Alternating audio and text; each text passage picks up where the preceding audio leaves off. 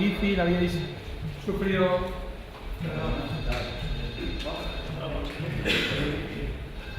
A verdade é que todo mundo sabe que começamos uma nova temporada e aí não perdemos muitos pontos para as equipas que se quedam na liga.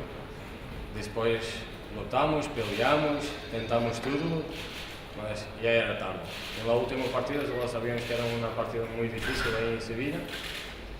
Eu creio também que lo fomos um pouco prejudicados.